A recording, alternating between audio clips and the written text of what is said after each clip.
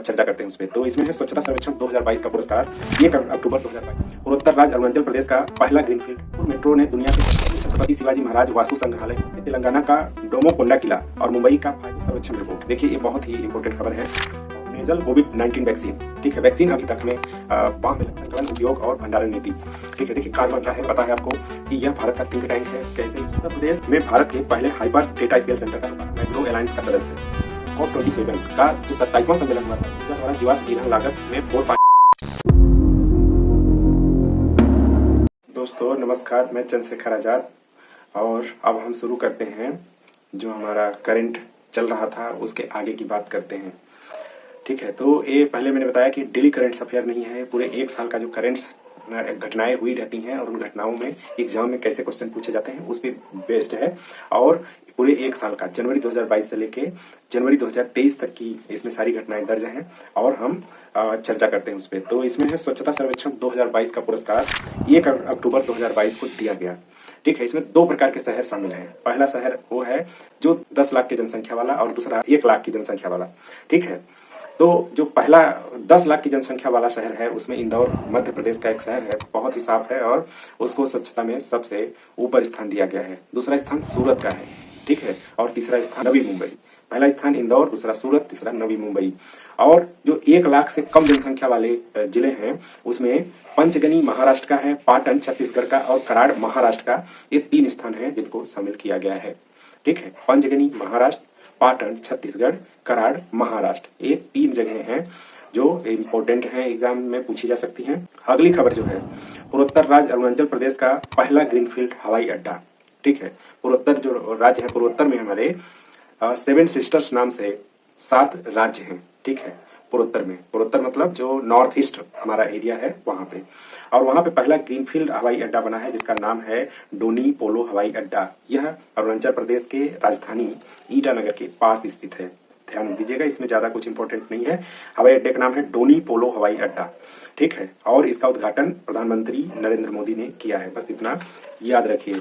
ज्यादातर जो बड़े प्रोजेक्ट होते हैं उसका शिलान्यास प्रधानमंत्री ही करते हैं। और इसमें उड्डयन मंत्री हो सकते हैं कि इसमें ऐसा लगेगा, इसमें ऑप्शन दे देगा कि जो हमारे एविएशन मिनिस्टर हैं ज्योतिरादित्य सिंधिया, वो इसका उद्घाटन करने के लिए ऑप्शन दिया रहेगा। तो उसमें ये ध्यान देना है कि नहीं, इसको नरेंद्र मोदी ने किया है। नागपुर मेट्रो ने दुनिया के सबसे लंबा डबल डेकर वायडेक्ट बनाने का रिकॉर्ड बनाया, तो इसमें कुछ खास नहीं है।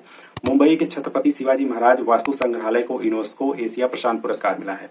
तो बस इतना इसमें खबर है और कुछ इसमें याद ही नहीं करना है ना। मेरे हिसाब से छत्रपति शिवाजी महाराज वास्तु संग्रहालय को यूनेस्को एशिया प्रशांत पुरस्कार मिला, यूनेस्को का एशिया प्रशांत पुरस्कार, ठीक है। भारत के तेलंगाना का डोमोकोंडा किला और मुंबई का भायखला स्टेशन यूनेस्को के अवार्ड ऑफ मेरिट की श्रेणी में शामिल किया गया। स्वच्छ वायु सर्वेक्षण रिपोर्ट, देखिए ये बहुत ही इंपॉर्टेंट खबर है।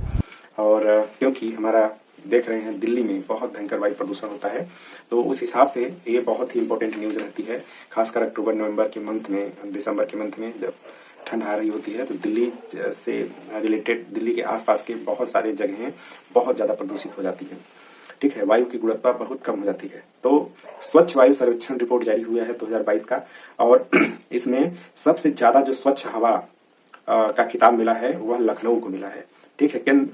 10 लाख से अधिक आबादी वाले जो शहर है उसमें लखनऊ की जो हवा है वह सबसे स्वच्छ है, ठीक है। उसके बाद दूसरे नंबर पे भी उत्तर प्रदेश का ही एक जिला है जिसका नाम है मुरादाबाद, ठीक है। ऐसा इसलिए हुआ है कि लखनऊ जो है वहां पे बायोमास और ठोस कचरा को जलाने पर बहुत सख्त पाबंदियां लगाई गई, जिसके कारण ऐसा संभव हो पाया। तो याद रखिएगा, स्वच्छ वायु सर्वेक्षण रिपोर्ट में 2022 में जारी की गई, जिसमें पहला शहर, पहले स्थान पर रहने वाला शहर लखनऊ है और दूसरा मुरादाबाद। तो ध्यान दीजिएगा कि इससे याद कर सकते हैं कि नवाबों का शहर है और नवाबों को बहुत स्वच्छ चीजें चाहिए होती हैं, सबसे जरूरी हवा। तो नवाबों को स्वच्छ हवा चाहिए, इससे याद रखिएगा कि लखनऊ पहले स्थान पर है स्वच्छ वायु सर्वेक्षण में और फिर मुरादाबाद। अगली खबर यह है कि नेजल कोविड-19 वैक्सीन, ठीक है। वैक्सीन अभी तक हमें बांह में लगाई जाती है यहाँ पे, ठीक है, वैक्सीन, और उससे थोड़ा बहुत दर्द भी होता था। तो अब जो भारत बायोटेक जो कंपनी है जो कोरोना का वैक्सीन भी बनाई थी, ठीक है, उसने नोजल वैक्सीन निकाला है। मतलब नाक में स्प्रे कर लेंगे तो उससे वैक्सीन हमारे अंदर चली जाएगी, ठीक है। तो ये ध्यान रखने वाली इसमें बात है कि इसको बनाया किसने है, भारत बायोटेक ने बनाया है, और ये नोजल कोविड-19 वैक्सीन है, ठीक है। और इसमें 18 वर्ष और उससे अधिक उम्र के लोगों के लिए मंजूरी भी मिल गई है इसको, ठीक है, 18 वर्ष या फिर इससे अधिक के जो लोग हैं उसको इसको यूज कर सकते हैं। तो इसमें बस इतनी ही खबर थी। और जो नेजल वैक्सीन जो होती है वो किस थियरी पे काम करती है, ये आप सोचिएगा, मैं किसी वीडियो में इसको बहुत डिटेल में कवर करूंगा कि वैक्सीन शरीर में कैसे काम करती है। ठीक है, आप पहले सोचिएगा कि कैसे काम करती है। कार्बन संकलन, उपयोग और भंडारण नीति। ठीक है, देखिए कार्बन, आपको लगता होगा कि कार्बन को भंडारित कैसे किया जा सकता है, इसका संकलन कैसे किया जा सकता है और इसका उपयोग कैसे किया जा सकता है। तो इस पे नीति आयोग ने 19 नवंबर 2022 को कार्बन संकलन और उपयोग भंडारण नीति का ढांचागत शुभारंभ किया। ठीक है, नीति आयोग क्या है पता है आपको कि यह भारत का थिंक टैंक है, कैसे इंस्टीट्यूशन को चलना चाहिए और कैसे कोई प्रोग्राम को लॉन्च किया जाएगा और कैसे उसको सफल बनाया जाएगा, ये सब चीजें नीति आयोग सोचती है और तय करती है। तो कार्बन को देखिए, कार्बन का संकलन कैसे किया जा सकता है, ये थोड़ा सा हटके है, मैं बता रहा हूँ, उसके बाद इस टॉपिक पे आता हूँ। जैसे हम पेड़ लगाते हैं, पेड़ जो ही बड़ा होता है तो वह कार्बन को हवा से सोख के अपनी बॉडी को बनाता है। ठीक है, जो भी उसके अंदर सेलुलोज है, पेड़ के अंदर, पेड़ की पूरी संरचना प्रोटीन, सेलुलोज, इन सब से बनी हुई होती है। तो जो भी सेलुलोज है वह कार्बन का एक मतलब पॉलीमर है। ठीक है, पॉलीमर है और सेलुलोज में बहुत सारा कार्बन संरक्षित हो जाता है, जिस रूप में कार्बन एक तरह से कार्बन का संकलन हो जाता है। दूसरा क्या होता है कि आप देखेंगे जहां पानी बहुत दिन से जमा हुआ होता है वो काले जमीन पर जाती है, तो पानी में कार्बन डाइऑक्साइड बड़े आराम से घुल जाती है और फिर वह मिट्टी में चली जाती है, जिससे मिट्टी क्या होती है कि काली पड़ जाती है और कार्बन वहां पे संरक्षित हो जाता है। ठीक है, एक तो पेड़ के द्वारा संरक्षित होती है, दूसरा समुद्र में, पानी में तुरंत, मैंने बताया कि कार्बन डाइऑक्साइड ऐसी गैस है जो पानी में घुलनशील है और पानी में घुल के ये जमीन में भी पहुंच जाती है, संरक्षित हो जाती है। दूसरा है पेड़ पौधे जो अपनी बॉडी बना लेते हैं, वो बॉडी जो उनकी बहुत दिन तक उसमें कार्बन संरक्षित रहता है, जब तक कि उसको आग लगा के हम उड़ा न दे तब तक वो कार्बन उस पेड़ की बॉडी में संरक्षित रहती है। और जब राख बन जाती है तब पर भी उसमें कुछ बहुत सारी मात्रा में कार्बन तो फिर से एनवायरमेंट में रिलीज हो जाता है, लेकिन जो राख होती है वो भी मिट्टी में मिल जाती है। ठीक है, तो इसी पे एक नीति आयोग ने एक रोड मैप तैयार किया है और ये ध्यान रखने वाली बात है कि कार्बन उत्सर्जन कौन सबसे ज्यादा करता है। तो सबसे पहले नंबर पे चीन है, दूसरे नंबर पे अमेरिका है और तीसरे नंबर पे भारत है। ठीक है, कार्बन का उत्सर्जन करने में इज द कंट्री में सबसे आगे चीन है और फिर अमेरिका है, फिर भारत है। यदि इसमें प्रति व्यक्ति की बात की जाएगी, एक व्यक्ति कार्बन का उत्सर्जन कितना करता है, तो भारत में बहुत मिनिमम है। ठीक है, भारत बहुत नीचे है इसमें, लेकिन कार्बन उत्सर्जन करने में भारत तीसरे नंबर पे है। 2070 तक भारत देश कार्बन न्यूट्रल हो जाएगा। कार्बन न्यूट्रल मतलब कि यहाँ पे जितना कार्बन उत्सर्जित होगा उतना कार्बन अवशोषित भी कर लिया जाएगा, मतलब कार्बन शून्य घोषित होगा 2070 तक। ये लक्ष्य है, ग्लासगो सम्मेलन हुआ था, वहां पे प्रधानमंत्री ने 2070 तक भारत को कार्बन शून्य घोषित करने का निश्चय प्रस्तुत किया था। और कार्बन शून्य का मतलब यही होता है कि जितना हम कार्बन किसी भी माध्यम से निकालेंगे उसको अवशोषित भी कर लिया जाएगा। ठीक है, तो ये ध्यान देने वाली बात है कि भारत तीसरे नंबर पे है उत्सर्जन में और 2070 तक भारत कार्बन उत्सर्जन को नेट न्यूट्रल कर लेगा। ठीक है, मतलब भारत के पास न तो ज्यादा उत्सर्जन होगा, मतलब उत्सर्जन सरप्लस में नहीं रहेगा। पेड़ पौधों और जो भी यहाँ पे जैसे ग्रीन एनर्जी को बूस्ट किया जा रहा है, तो एक तरफ हम कार्बन की कटौती करेंगे और दूसरी तरफ पेड़ पौधे, इन सब की ज्यादा जनसंख्या बढ़ाने से कार्बन अवशोषित होकर पेड़ों में फिर से रुक जाएगा, संरक्षित हो जाएगा। उत्तर प्रदेश में भारत के पहले हाइपर डेटा स्केल सेंटर का लोकार्पण हुआ। अरुणाचल प्रदेश में भारत का पहला एक्वा पार्क बनाया गया है। एक्वा पार्क, ठीक है, एक्वा पार्क, एक्वा मतलब आप समझ रहे होंगे जल से संबंधित है और यह अरुणाचल प्रदेश के निचले सुबनसिरी जिले के तारिन में स्थापित किया जाएगा। ठीक है, यह पार्क तो भारत का यह पहला पार्क होगा और अरुणाचल प्रदेश में शुरू किया जा रहा है एक्वा पार्क। ठीक है, इसमें फिश म्यूजियम एक्वा पार्क का हिस्सा होगा और जिसका जो क्रियान्वयन होगा वो मत्स्य मंत्रालय करेगा। यही है, बस इसमें इतना ध्यान रखना है कि एक्वा पार्क जो बन रहा है अरुणाचल प्रदेश में बन रहा है। अरुणाचल, अरुण मतलब सूर्य होता है, सबसे पहले सूर्य भारत में उदित होता है वह अरुणाचल में होता है।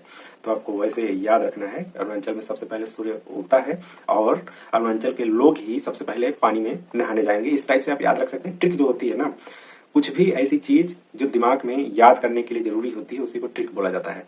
ठीक है, जैसे स्वेटर है, स्वेटर का एक धागा खुल जाए उसको आप निकालते जाइए, सारी चीजें निकलती जाती हैं, वैसे ही ट्रिक होता है, ट्रिक को पकड़ लेना चाहिए। ठीक है, और उससे याद बना रहता है। भारत बना मैंग्रोव अलायंस का सदस्य। कुछ खास खबर जैसी नहीं लग रही है, लेकिन अब इसमें देखिए मैंग्रोव, मैंग्रोव क्या होते हैं, एक पौधा होता है, वह सलाइन वाटर में, नमकीन पानी में पैदा होता है, लेकिन ऐसा नहीं है कि हर जगह वह पैदा हो जाएगा हर एक नमकीन पानी में। इसके लिए दलदल जमीन होनी चाहिए और समुद्र का किनारा होना चाहिए। ठीक है, और सैलिनिटी की भी एक सीमा है कि इतनी ही सैलिनिटी होनी चाहिए मैंग्रोव के लिए। मैंग्रोव क्या होते हैं, यह जो जड़ें होती है ना, इसकी पानी के ऊपर उठी हुई होती है, ठीक है। और यह सलाइन वाटर में ही मैंग्रोव होता है। इसकी खास बात यह है कि यह तटों की रक्षा करता है, ठीक है। समुद्र और जो मेन लैंड है इसके बीच में जहां भी गदली जमीन होती है, जैसे आप देखेंगे भारत के पश्चिमी, ठीक है, तट पे वहां पे एस्टुरीज पाई जाती है, मतलब पहाड़ पाए जाते हैं, बहुत सारे पत्थर पाए जाते हैं जिससे टकरा के समुद्र आगे नहीं बढ़ पाता है। लेकिन पूर्वी सीमा पे ऐसी नहीं है। पूर्वी सीमा पे डेल्टा पाए जाते हैं और बहुत दलदल जमीन पाई जाती है, क्योंकि यहाँ पे नदियां बहुत सारी गाद मिट्टी अपने साथ बहा के ले जाती हैं और किनारे पे छोड़ देती हैं, जिस कारण से वहां पे दिक्कत होती है। तो इसको काउंटर करने के लिए वहां पे प्रकृति अपने आप से संतुलित करती है। तो वहां मैंग्रोव जो पौधे हैं वो उगते हैं, उनकी जड़ें मिट्टी से काफी ऊपर उठी हुई होती हैं ताकि वो सांस ले सकें और खारे पानी में होती है, इतना ध्यान रखना है। और सबसे बड़ा मैंग्रोव जो होता है, सबसे ज्यादा भारत में मैंग्रोव सुंदरबन के डेल्टा में पाया जाता है। इतना मैंग्रोव के बारे में जानकारी थी। और एक जानकारी इसमें है, COP27 का जो 27वां सम्मेलन हुआ था शर्म अल शेख में हुआ था। यह मिस्र का एक जगह है, शर्म अल शेख, ठीक है। आप मैप पे देखेंगे, शर्म अल शेख नामक जगह है मिस्र में, वहां पे COP27 का सम्मेलन हुआ है, ठीक है। यूएई और इंडोनेशिया ने मैंग्रोव पारिस्थितिकी तंत्र के संरक्षण और बहाली को मजबूत करने के उद्देश्य से मैंग्रोव गठबंधन की घोषणा की है। आपको पता है इंडोनेशिया आइलैंड का देश है, ठीक है। वहां पे दसियों हजार से ज्यादा आइलैंड्स मिल के एक देश बनाते हैं। और अब 10,000 आइलैंड हैं तो समझिए उसमें कितना मैंग्रोव होगा। और मैंग्रोव को बचाना इसलिए जरूरी है कि हमें मेन लैंड को बचाना है, जमीन को बचानी है, जो समुद्र उसको निगल न जाए, इसलिए तटों पे मैंग्रोव का होना बहुत जरूरी है। मैंग्रोव तटों की रक्षा करता है, ठीक है। तो मैंग्रोव गठबंधन में भारत भी शामिल हो गया है, किसके साथ? यूएई और इंडोनेशिया के साथ। और ये सम्मेलन ये कहाँ शामिल हुआ है? तो ये हुआ है COP27 के 27वें शिखर सम्मेलन में। तो COP27 को बोला जाता है कॉन्फ्रेंस ऑफ पार्टीज, ठीक है। तो एक 27 नंबर का शर्म अल शेख में हुआ है। इसकी बहुत सी सीरीज चल रही है, कहीं देखेंगे आप 15वां, कभी 27वां चल रहा है, ठीक है। तो ये जब भी आएगा चर्चा किया जाएगा आगे। भारत ने सौर ऊर्जा द्वारा जीवाश्म ईंधन लागत में $4.2 बिलियन की बचत की है। देखिए, सौर ऊर्जा भारत में बहुत तेजी से फैल रहा है और इसके कारण भारत ने जीवाश्म ईंधन, क्या होता है? जीवाश्म ईंधन जो कोयले से बिजली पैदा की जाती है और जो डीजल और इन सब चीजों से एनर्जी पैदा की जाती है, इसको जीवाश्म ईंधन बोलते हैं। इसका उपयोग कम हुआ है सोलर एनर्जी के कारण, ठीक है। सौर ऊर्जा के द्वारा $4.2 बिलियन की बचत की गई है। देखिए कितनी बड़ी बचत है। यह इंपॉर्टेंट ज्यादा खबर नहीं है, बस ये जानने वाली बात है कि 1.94 करोड़ टन कोयले की बचत की गई है, ठीक है। तो हमारी क्योंकि रिक्वायरमेंट्स बिजली की बढ़ रही है और उतनी रिक्वायरमेंट्स को हम पूरा करने लगे कोयले से, तो भारत में जो हम लोगों ने लक्ष्य लिया है कि 2070 तक कार्बन न्यूट्रल होकर रहेंगे, वो पूरा नहीं हो पाएगा। तो ग्रीन एनर्जी की तरफ हमें आगे बढ़ना पड़ेगा, ठीक है। अब देखिए एक और खबर है बहुत अच्छी। मेघालय की मौमलुहा गुफा पहली भारतीय भू विरासत स्थल घोषित हुई है। मेघालय की मौमलुहा गुफा एक है मेघालय में, इसको पहली भारतीय भू विरासत स्थल घोषित किया गया। देखिए पूर्वोत्तर के राज्य जो हैं वहां पे कितनी विविध चीजें हैं, ठीक है। वहां पे बहुत सारी जनजातियां पाई जाती हैं, बहुत सारे त्योहार पाए जाते हैं और बहुत सारे वहां पे नृजातियां पाई जाती हैं, बहुत सारे कल्चर पाए जाते हैं। ये वहां की खूबसूरती है, ठीक है। और उसी में एक गुफा भी है जिसको भी विरासत स्थल घोषित किया गया है। देखिए अभी जो विश्व धरोहर स्थल घोषित होते हैं उसको यूनेस्को करता है, अभी आपने पीछे पढ़ा था। और इसको जो भारतीय भू विरासत स्थल घोषित हुए हैं वह international union of geological science के द्वारा किया जाता है, ठीक है, IUGS के द्वारा किया जाता है।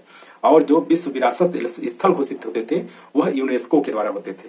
और यह भू विरासत स्थल जो है वो किसके द्वारा किया जा रहा है? IUGS के द्वारा, ठीक है। ये ध्यान रखिएगा, international union of geological sciences के द्वारा किया गया, ठीक है। बस इसमें इतना ही जरूरी था।